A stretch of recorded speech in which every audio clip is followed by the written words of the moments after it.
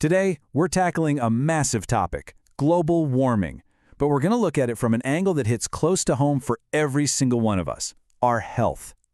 So, how can just a 1-degree rise in temperature really threaten your family's health? I mean, it sounds like such a tiny number, right? But here's the thing. Since the Industrial Revolution, that's about how much the planet has warmed. And believe it or not, that single degree is already kicking off some major changes that impact our well-being in very real ways. All right, so first things first, let's get the foundation straight.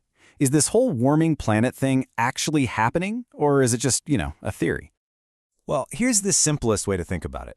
Global warming is what happens when our atmosphere starts trapping too much heat because of pollutants we're putting up there. It's almost like we've thrown an extra thick blanket over the entire planet. And this is a super important point to clear up, the difference between weather and climate.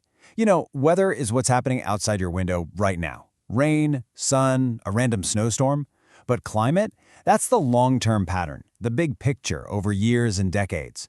So a single chilly day doesn't mean global warming isn't real, just like one heat wave doesn't prove it on its own. We're talking about the overall trend. Now, I know you hear a lot of debate about this on the news or online, but here's the deal. Inside the scientific community, the consensus is pretty overwhelming. The planet is getting warmer, and the evidence points to human activity as the main driver. The speed of this change is what's really unprecedented. We're talking about changes that used to take millennia happening in just a few decades. And it's not like scientists are hanging their hat on just one piece of data. Nope. NASA, for instance, lays out all these different independent lines of evidence. You've got rising temperatures, sure, but also the oceans are warming, ice sheets are shrinking, sea levels are on the rise. They all tell the same story. They're all pointing in the exact same direction. Things are changing, and they're changing fast. So, what's the science behind this? How are we actually warming the planet? Well, it all comes down to something called the greenhouse effect. Okay, so the greenhouse effect itself is actually a good thing. It's a totally natural process that keeps our planet livable. Without it, Earth would be a frozen ice ball.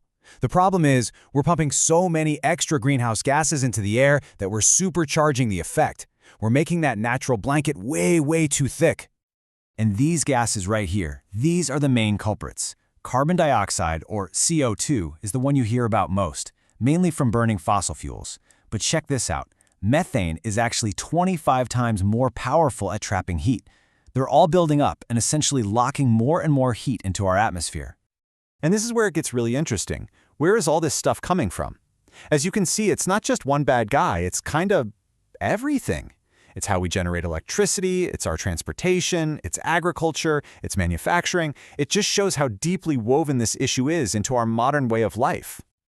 Okay, so we've covered the what and the how. Now for the big one. How does all this global-scale climate stuff connect back to you and me, to our actual health? And this is maybe the most important point of our whole conversation. This isn't just an environmental issue. It's not just about saving the polar bears, as important as that is. This is a direct, measurable threat to human health. We're talking about very real pathways that can lead to people getting sick or injured.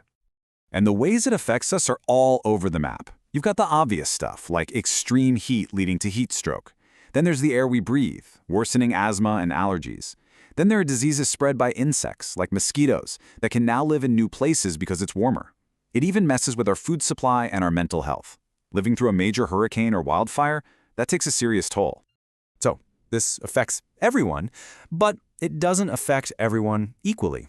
Some groups in our communities are at a much, much higher risk. Let's start with children. Why are they so vulnerable? Well, for one, their bodies are still growing. They actually breathe in more air for their size than adults do, so they get a bigger dose of any pollution that's around. Plus, their immune systems aren't fully developed, making them more susceptible to everything from heat stroke to diseases you might find in contaminated water. The elderly are another high-risk group. Many have pre-existing health conditions that can be made way worse by extreme heat. And if there's a flood or a storm, mobility issues can make it incredibly difficult to get to safety. Just look at this staggering fact. During Hurricane Katrina, almost half of the people who died were over 75 years old. That really puts it into perspective. And this is something scientists are really starting to understand better, the risk to pregnant people. We're seeing more and more evidence that links heat stress to serious complications, like higher rates of preterm birth. So you're not just talking about the health of the parent, but the developing child too. What about people who work outside for a living? Think about it. Farmers, construction workers, firefighters. These folks are literally on the front lines. They can't just go into an air-conditioned office when a heat wave hits. For them, it's not just about being uncomfortable. It's a serious, life-threatening occupational hazard. And of course, we also have to talk about people with disabilities, who often face huge barriers during emergencies. So what's the big takeaway here? It's that your risk isn't just random. It's shaped by your age, your health, your job, where you live, all of it. Climate change doesn't create these vulnerabilities, but it absolutely makes existing inequalities a whole lot worse. Okay, I know this all sounds pretty heavy, maybe even a bit scary, but here's the good news. It is absolutely not hopeless. There are clear, actionable things we can do. So let's pivot from the problem to the solutions. How do we go from being concerned to actually taking action? The key thing to remember is that there's no single silver bullet. Tackling this requires action on every level. Think of it like a team effort, from what you and I do every day all the way up to big international agreements. So what does that actually look like? Well, on a personal level, it's the choices we make. At a public health level, it's things like setting up early warning systems for heat waves. And then you have the big policy stuff, where governments can push for shifts to clean energy. See how they all fit together? Each action, big and small, helps build a more resilient future. And finally, you've got the international level. This is where you see major agreements like the Kyoto Protocol from back in the day, and more recently, the Paris Agreement. The whole point of these is to get every country on the same page, working towards the shared goal of cutting emissions. It's about global teamwork. So when you boil it all down, it comes to this. The path to a healthier future is there.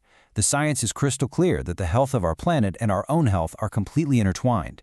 You really can't have one without the other. And understanding that connection, well, that's step one.